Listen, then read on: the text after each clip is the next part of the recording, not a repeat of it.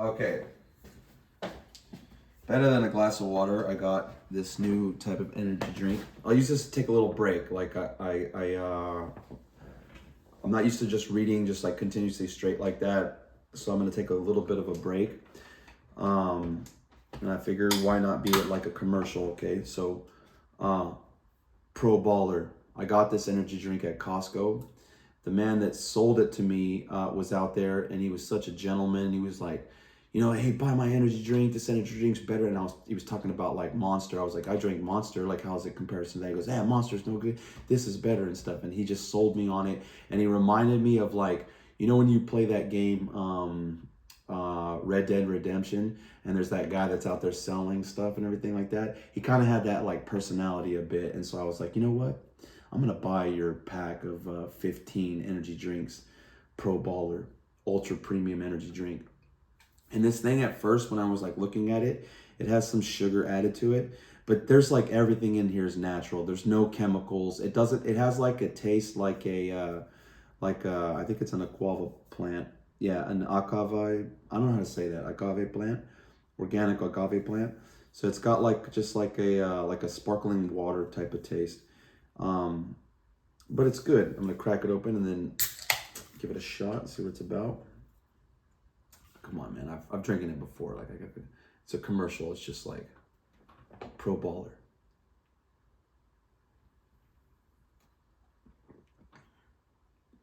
The only thing I critique about it, the way this can's designed, this opens up, makes it kind of like spill over your mouth a little bit every time you drink it. Like the whole of the drinking is like too big for the can's size. I don't know. Something's wrong with the way that this thing breaks open. This can's design. It's kind of just, it's got a weird design. So you gotta drink it to like the left a little bit. Or maybe I just drink funny.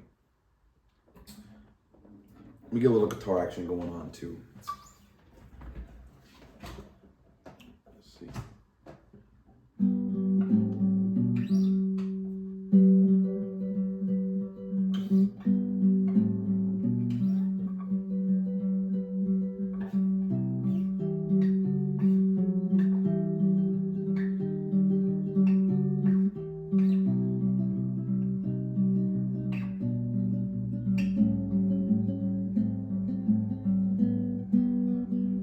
Blackbird singing in the dead of night. Blackbird singing in the dead of night. Take these sunken eyes and learn to see. All your life you were only waiting for this moment to be free.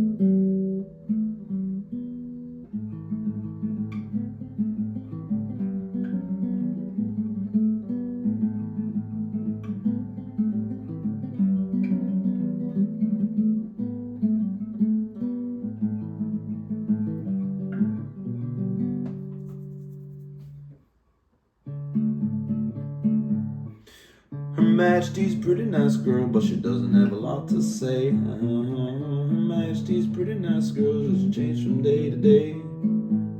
Wanna tell her that I love her a lot, but I gotta get a belly full of wine. Her Majesty's pretty nice girl, someday I'm gonna make mine. Oh yeah, I'm gonna make mine.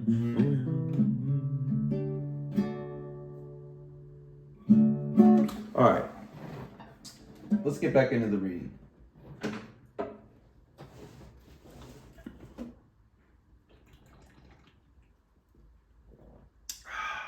just gotta take a break every now and then. All right, Matthew 13. That same day, Jesus went out of the house and sat by the lake. Such large crowds gathered around him that he got into a boat and sat in it, while all the people stood on the shore. Then he told them many things in parables, saying, a farmer went out to sow his seed. As he was scattering the seed, some fell along the path, and the birds came and ate it up. Some fell on rocky places where it did not have much soil. It sprang up quickly because the soil was shallow. But when the sun came up, the plants were scorched, and they were withered because they had no root. Other seed fell along among thorns, which grew up and choked the plant. Still other seed fell on good soil, where it produced a crop, 100, 60, or 30 times what was sown.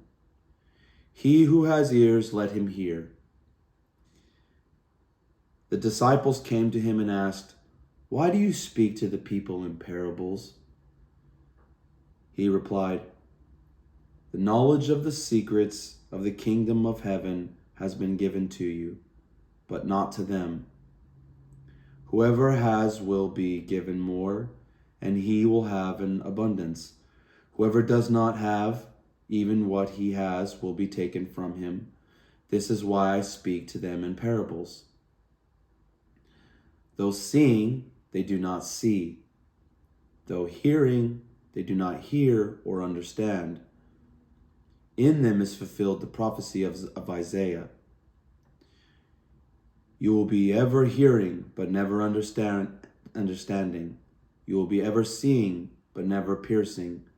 For this people's heart has become calloused. They hardly hear with their ears, and they have closed their eyes. Otherwise, they might see with their eyes, hear with their ears, understand with their hearts, and turn, and I would heal them. But blessed are your ears, because they see, and your ears because they hear. For I tell you the truth, many prophets and righteous men longed to see what you see, but did not see it, and to hear what you hear, but did not hear it. Listen then to what the parable of the sower means. When anyone hears the message about the kingdom and does not understand it, the evil one comes and snatches away from what was sown in his heart. This is the seed sown along the path. The one who received the seed that fell on rocky places is the man who hears the word and at once receives it with joy, but since he has no root, he lasts only a short time. When trouble or persecution comes because of the word, he quickly falls away. The one who received the seed that fell among the thorns is the man who heard the word, but the worries of this life and the deceitfulness of wealth choked it, making it unfruitful. But the one who received the seed that fell on good soil is the man who hears the word and understands it. He produces a crop yielding 100, 60, or 30 times what was sown. Jesus told them another parable. The kingdom of heaven is like a man who sowed good seed in his field. But while everyone was sleeping, his enemy came and sowed weeds among the wheat and went away. When the wheat sprouted and formed heads, then the weeds were also present. Then the weeds also appeared. The owner's servants came to him and said, Sir, didn't you sow good seed in your field? When then did the weeds come from? Where then did the weeds come from? An enemy did this, he replied. The servants asked him, Do you want us to go and pull them up? No, he answered, because while you are pulling the weeds, you may root up wheat with them. Let both grow until the harvest. At that time, I will tell the harvesters, first collect the weeds and tie them in bundles to be burned, then gather the wheat and bring it into my barn. He told them another parable.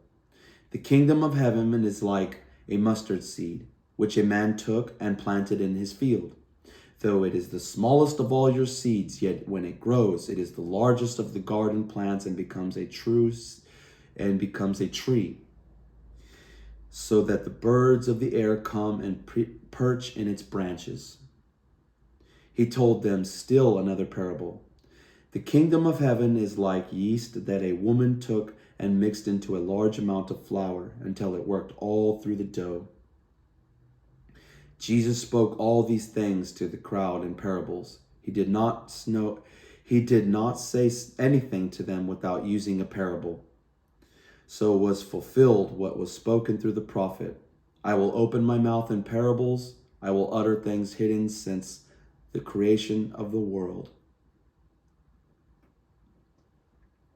Then he left the crowd and went into the house. His disciples came to him and said, "Explain to us the parable of the weeds in the field." He answered, "The one who sowed the good seed is the Son of Man. The field is the world, and the good seed stands for the sons of the kingdom. The weeds are the sons of the devil one, and the one man who sows them is the devil. The harvest is the end of the age, and the harvesters are angels. As the weeds are pulled up and burned in the fire, so it will be at the end of the age. The Son of Man will send out his angels and will weed out of his kingdom everything that causes sin and all who do evil. They will throw them into the fiery furnace, where there will be weeping and gnashing of teeth. Then the righteous will shine like the sun of the kingdom of their Father. He who has ears, let him hear. The kingdom of heaven is like treasure hidden in a field. When a man found it, he hid it again. And then in his joy went and sold all he had and bought that field. Again, the kingdom of heaven is like a merchant looking for fine pearls. When he found one of great value, he went away and sold everything he had and bought it. Once again, the kingdom of heaven is like a net that was let down into the lake and caught all kinds of fish. When it was full, the fishermen pulled it up on the shore. Then they sat down and collected the good fish in baskets, but threw the bad away. This is how it will be at the end of the age. The angels will come and separate the wicked from the righteous and throw them into the fiery furnace, where there will be weeping and gnashing of teeth. Have you understood all these things? Jesus asked. Yes, they replied. He said to them, therefore, every teacher of the law who has been instructed about the kingdom of heaven is like the owner of a house who brings out of his storeroom new treasure as well as old. When Jesus had finished these parables, he moved on from there. Coming to his hometown, he began teaching the people in their synagogue, and they were amazed. Where did this man get this wisdom and these miraculous powers? They asked. Isn't this the carpenter's son? Isn't his mother's name Mary? And aren't his brothers James, Joseph, Simon, and Judas? Aren't all his sisters with us? When they did this man get all these things? And they took offense at him. But Jesus said to them, only in his hometown and in his own house is a prophet without honor. And he did not do many miracles there because of their lack of faith.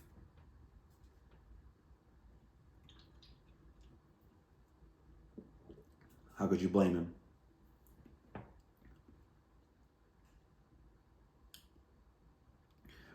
Matthew 14. It didn't say that in the book right there. How could you blame him? I added that. Matthew 14. At that time, Herod Tetrarch heard the reports about Jesus, and he said to his attendants, "This is John the Baptist. He has risen from the dead.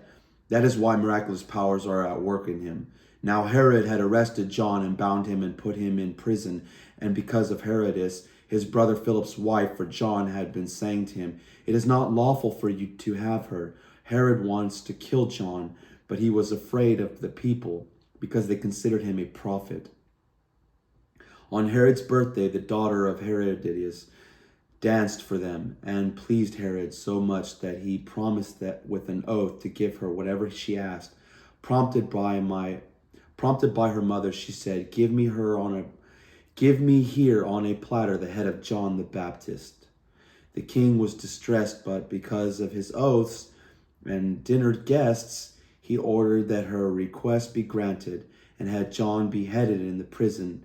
His head was brought in on a platter and given to the girl who carried it to her mother. John's disciples came and took his body and buried it.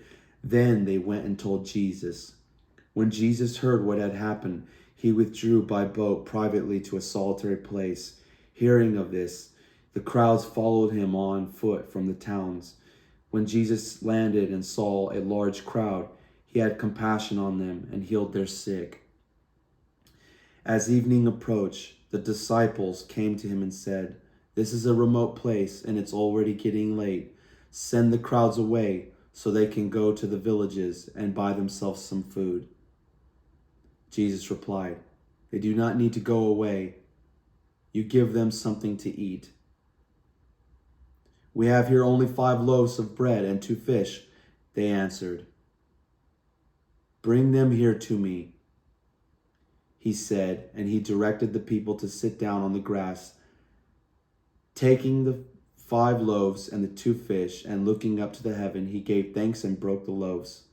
Then he gave them to the disciples, and the disciples gave them to the people.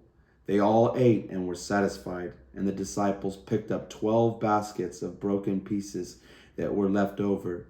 The number of those left over, the number of those who ate, was about 5,000 men, besides women and children. Immediately Jesus made the disciples get into the boat and go on ahead of him to the other side, while he dismissed the crowd. After he had dismissed them, he went up on the mountainside by himself to pray. Even when evening came, he was there alone, but the boat was already a considerable distance from land, buffeted by the waves because the wind was against it. During the 4th watch of the night, Jesus went out to them, walking on the lake. When the disciples saw him walking on the lake, they were terrified. "It's a ghost," they said, and cried out in fear. But Jesus immediately said to them, "Take courage, it is I, don't be afraid." "Lord, if it is you," Peter replied, "tell me to come to you on the water." "Come," he said. Then Peter got down out of the boat, walked on the water, and came toward Jesus. But when he saw the wind, he was afraid and began to sink, cried out, "Lord, save me." Immediately Jesus reached out his hand and caught him. "You of little faith," he said, "why did you doubt?" And when they climbed into the boat, the wind died down. Then those who were in the boat worshipped him, saying, "Truly you are the Son of God." When they had crossed over, they landed at Gennesaret. And when the men of that place recognized Jesus, they sent word to all the surrounding country. People brought all their sick to him and begged him to let the sick just touch the edge of his cloak, and all who touched him were healed. Matthew 15. Then some Pharisees and teachers of the law came to Jesus from Jerusalem and asked, "Why do your disciples break the tradition of the elders? They don't wash their hands before they eat." Jesus replied, "And why do you break the command of God for the sake of your tradition? For God said, 'Honor your father and mother,' and anyone who curses his father or mother must be put to death. But you say that if a man says to his father or mother, 'Whatever help you might otherwise have received from me is a gift devoted to God,' he is not to honor his father with it. Thus you nullify the word of God for the sake of your tradition, you hypocrites. Isaiah was right when he prophesied about you. These people honor me with their lips, but their hearts are far from me. They worship me in vain. Their teachings are but rules taught by men. Jesus called the crowd to him and said, "Listen and understand. What goes into a man's mouth does not make him unclean, but what comes out of his mouth, that is what makes him unclean." Then the disciples came to him and asked, "Do you know that the Pharisees were offended when they heard this?" He replied, "Every plant that my heavenly Father has not planted will be pulled up by the roots. Leave them. They are blind guides. If a blind man leads a blind man, both will fall into a pit." Peter said, "Explain the parable to us. Are you still so dull?" Jesus asked them, "Don't you see that whatever enters the mouth goes into the stomach and then out of the body? But the things that come out of the mouth come from the heart, and these make a man unclean. For out of the heart come evil thoughts, murder, adultery, sexual immorality, theft, false testimony, slander. These are what make a man unclean. But eating with unwashed hands does not make him unclean." Leaving that place, Jesus withdrew to the region of Tyre and Sidon. A Canaanite woman from that vicinity came to him, crying out, "Lord, Son of David, have mercy on me. My daughter is suffering terribly from demon possession." Jesus did not answer a word, so his disciples came to him and urged him, "Send her away, for she keeps crying out after us." He answered, "I was sent only to the lost sheep of Israel." The woman came and knelt before me. Shh. Nope. Calm down.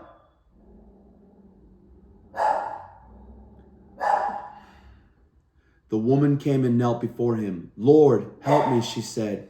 He replied, "It is not right to take the children's bread and toss it to their dogs." "Yes, Lord," she said, "but even the dogs eat the crumbs that fall from their masters' tables." Then Jesus answered, "Woman, you have great faith. Your request is granted." And her daughter was healed from that very hour. Jesus left there and went along the Sea of Galilee.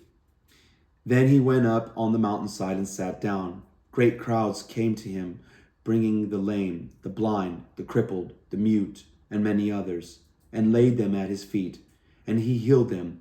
The people were amazed when they saw the mute speaking, the crippled made well, the lame walking, and the blind seeing, and they praised the God of Israel. Jesus called his disciples to him and said, "I have compassion for these people. They have already been with me 3 days and have nothing to eat. I do not want to send them away hungry, or they may collapse on the way." His disciples answered, "Where could we get enough bread in this remote place to feed such a crowd?" "How many loaves do you have?" Jesus asked. "7," they replied, "and a few small fish." He told the crowd to sit down on the ground. Then he took the 7 loaves and the fish, and when he had given thanks, he broke them and gave them to the disciples, and they in turn to the people. They all ate and were satisfied. Afterwards, the disciples picked up 7 baskets full of broken pieces that were left over. The number of those who ate was 4,000, besides women and children. After Jesus had sent the crowd away, he got into the boat and went to the vicinity of Magadan. Matthew 16. Give me 1 second. I just want to take a look at something.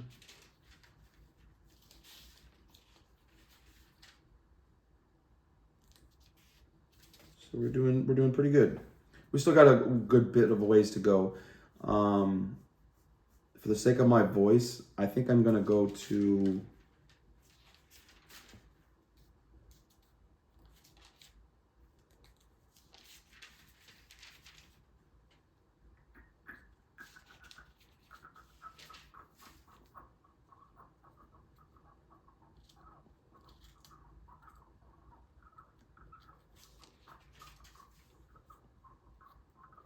You know what's amazing about the book of Matthew? It's just so much of Jesus actually speaking. It's so much red letter. This is good stuff.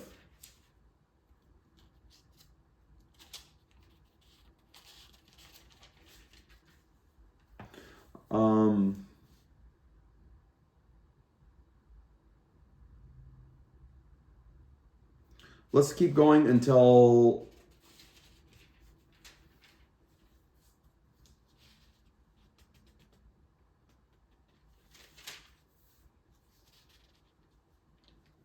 Matthew 19. So we're at Matthew 16. We'll go to Matthew 19, and then I'll take a break, and then I'll post what I got, and then we'll just continue back. Because this is a pretty long book. Plus, it's going to take you time to read it anyways, right? Okay, so Matthew 16. The Pharisees and the Sadducees came to Jesus and tested him by asking him to show them a sign from heaven. He replied, "When evening comes, you say, 'It will be fair weather, for the sky is red,' and in the morning, 'Today it will be stormy, for the sky is red and overcast.' You know how to interpret the appearance of the sky, but you cannot interpret the signs of the times. A wicked and adulterous generation looks for a miraculous sign, but none will be given it except the signs of Jonah." Jesus then left them and went away. When they went across the lake, the disciples forgot to take bread. "Be careful," Jesus said to them. "Be on your guard against the yeast and the Pharisees and the Sadducees." They discussed this among themselves and said, "It is because we didn't bring any bread." Aware of their discussions, Jesus asked, "You have little faith. Why are you talking among yourself about having no bread? Do you still not understand? Don't you remember the 5 loaves for the 5,000 and how many basketfuls you gathered? Or the 7 loaves for the 4,000 and how many basketfuls you gathered? How is it you don't understand that I was not talking to you about bread, but be on your guard against the yeast of the Pharisees and the Sadducees?" Then they understood that he was not telling them to guard against the yeast used in bread, but against the teaching of the Pharisees and the Sadducees. A parable. I added that. When Jesus came to the region of Caesarea Philippi, he asked his disciples, "Who do people say the Son of Man is?" They replied, "Some say John the Baptist, others say Elijah, and still others Jeremiah or one of the prophets. But what about you?" He asked, "What do you say I am?" Simon Peter answered, "You are the Christ, the Son of the living God." Jesus replied, "Blessed are you, Simon, son of Jonah, for this was not revealed to you by man, but by my Father in heaven. And I tell you that you are Peter, and on this rock I will build my church, and the gates of Hades will not overcome it. I will give you the keys of the kingdom of heaven. Whatever you bind on earth will be bound in heaven, and whatever you loose on earth will be loosed in heaven." Then he warned his disciples not to tell anyone that he was the Christ. From that time on, Jesus began to explain to his disciples that he must go to Jerusalem and suffer many things at the hands of the elders, chief priests, and teachers of the law, and that he must be killed and on the 3rd day be raised to life. Peter took him aside and began to rebuke him. "Never, Lord," he said, "this shall never happen to you." Jesus turned to him and said to Peter, "Get behind me, Satan. You are a stumbling block to me. You do not have in mind the things of God, but the things of men." Then Jesus said to his disciples, "If anyone would come after me, he must deny himself and take up his cross and follow me. For whoever wants to save his life will lose it, but whoever loses his life for me will find it. What good will it be for a man if he gains the whole world yet forfeits his soul? Or what can a man give in exchange for his soul? For the Son of Man is going to come in his Father's glory with his angels, and then he will reward each person according to what he has done. I tell you the truth, some who are standing here will not taste death before they see the Son of Man coming in his kingdom. Matthew 17. After 6 days, Jesus took with him Peter, James, and John, the brother of James, and led them up a high mountain by themselves. There he was transfigured before them. His face shone like the sun, and his clothes became as white as the light. Just then there appeared before them Moses and Elijah talking with Jesus. Peter said to Jesus, Lord, it is good for us to be here. If you wish, I will put up 3 shelters, one for you, one for Moses, and one for Elijah. While he was still speaking, a bright cloud enveloped them, and a voice from the cloud said, This is my Son, whom I love. With him I am well pleased. Listen to him. When the disciples heard this, they fell face down to the ground, terrified. But Jesus came and touched them. Get up, he said. Don't be afraid. When they looked up, they saw no one except Jesus. As they were coming down the mountain, Jesus instructed them, Don't tell anyone what you have seen until the Son of Man has been raised from the dead. The disciples asked him, Why then do the teachings of the law say that Elijah must come first? Jesus replied, To be sure, Elijah comes and will restore all things. But I tell you, Elijah has already come, and they did not recognize him, but have done to him everything they wished. In the same way, the Son of Man is going to suffer at their hands. Then the disciples understood that he was talking to them about John the Baptist. When they come to the crowd, a man approached Jesus and knelt before him. Lord, have mercy on my son, he said. He has seizures and is suffering greatly. He often falls into the fire or into the water. I brought him to your disciples, but they could not heal him. O unbelieving and perverse generation, Jesus replied, how long shall I stay with you? How long shall I put up with you? Bring the boy here to me. Jesus rebuked the demon, and it came out of the boy, and he was healed from that moment. Then the disciples came to Jesus in private and asked, Why couldn't we drive it out? He replied, Because you have so little faith. I tell you the truth. If you have faith as small as a mustard seed, you can say to this mountain, move from here to there, and it will move. Nothing will be impossible for you. When they came together in Galilee, he said to them, The Son of Man is going to be betrayed into the hands of men. They will kill him, and on the third day he'll be raised to life.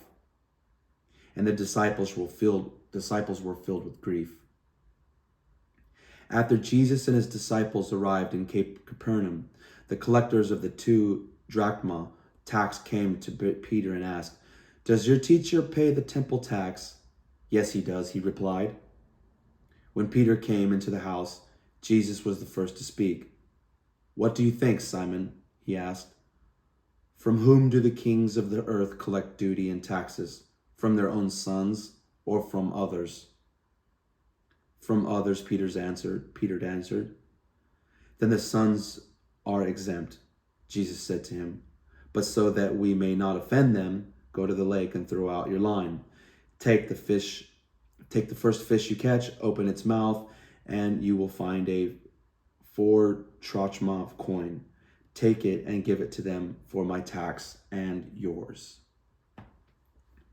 Matthew 18.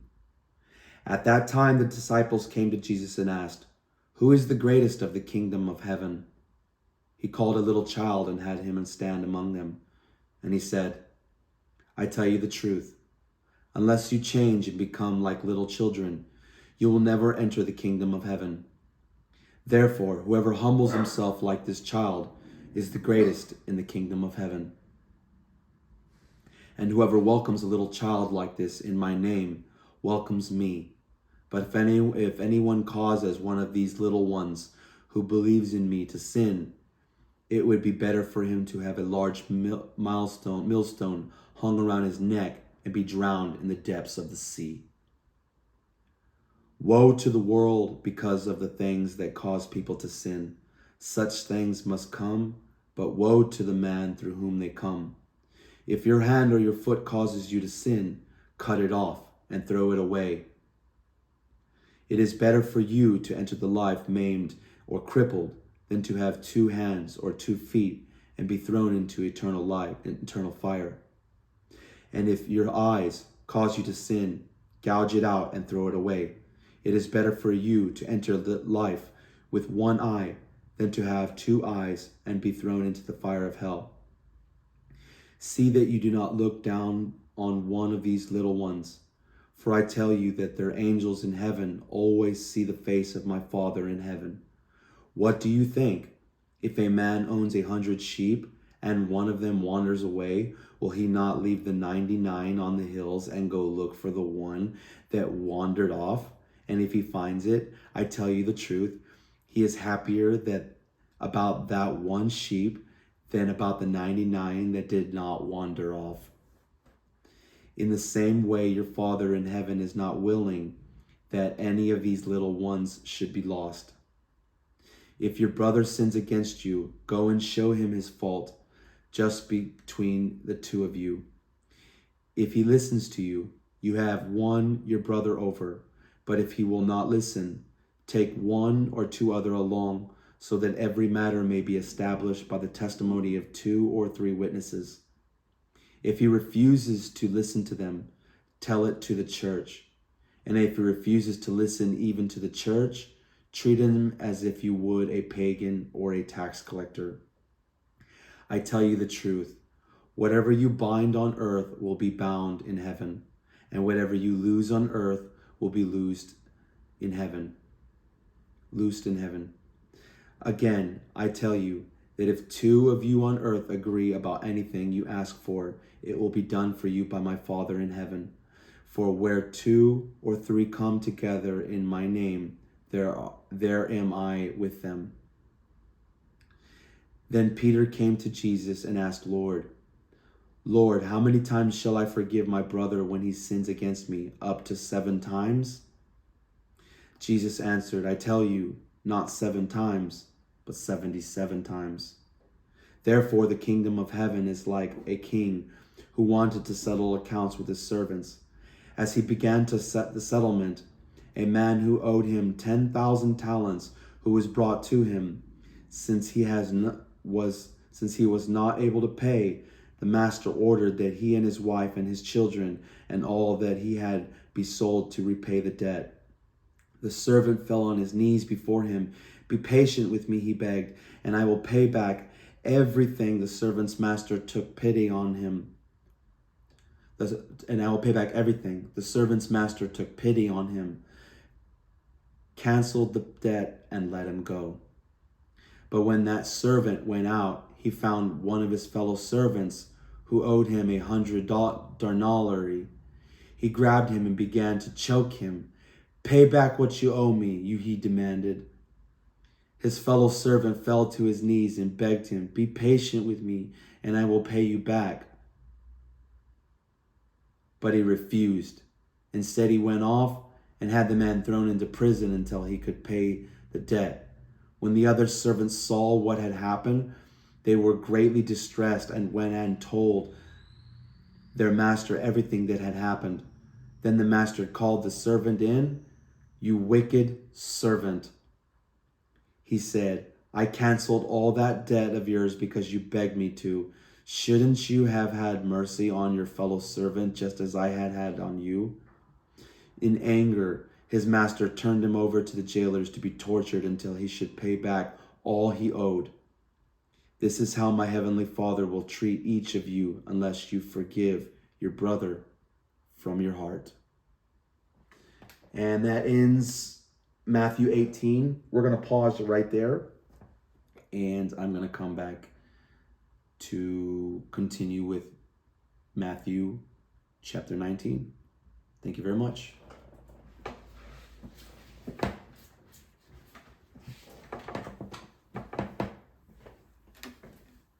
not too bad. It's going pretty good.